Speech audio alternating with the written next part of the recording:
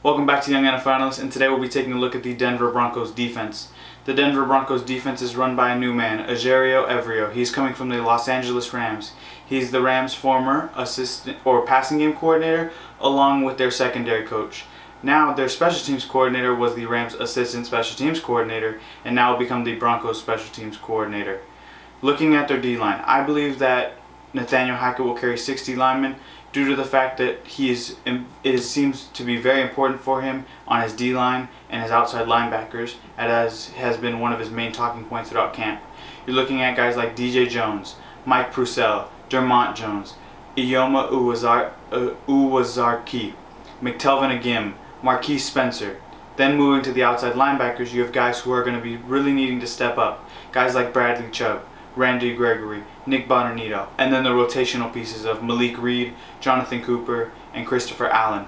Now looking at your secondary and your back end, at cornerback you have Patrick Surtain, Ronald Darby, Kawan Williams, Michael Wajomide,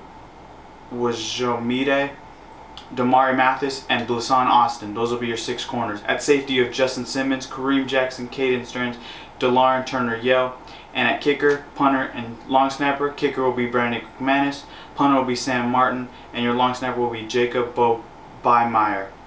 Looking at this Broncos D-line, you're going to have Bradley Chubb, Randy Gregory, and Nick Bonanito rotating, and some of those guys, maybe Randy Gregory as the main point of this, will be moved to an inside D lineman and then moved back outside when Bradley Chubb or Nick Bonanito needs a rest, because of the amount of talent that you do have at outside linebacker, including Malik Reed as another rotational piece who is very good and one of those guys you can't just let walk, which is why the Broncos will carry him.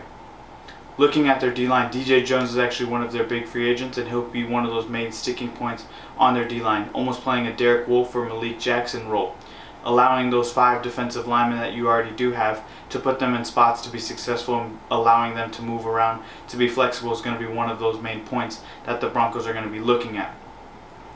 The Broncos special teams has been the same for many years, Brandon McManus being one of those guys who has just been a steady kicker for them, especially in those mile-high conditions where the ball does travel further and you do get a higher lift on it due to the elevation.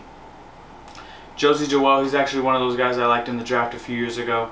He was one of those guys who just jumped off the tape for me, and I thought he could be really successful. And with all these fast outside linebackers and this D-line that he does have around him, I think it could be very successful for him in how he's trying to build his career out.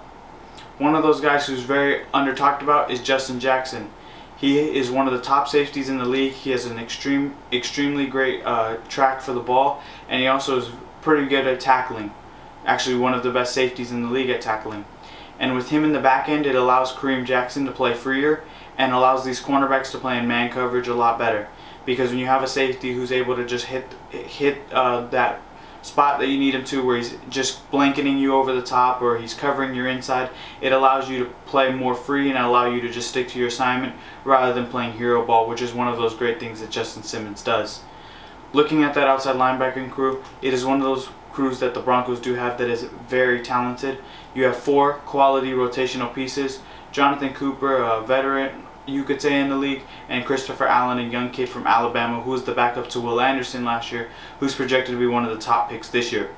If you can get him in special teams and allow him to develop, he could become something one day. And while Christopher Allen may not be the favorite to win that spot because of Aaron Patrick, I could see him being there because of his Alabama ties and the potential that he does have.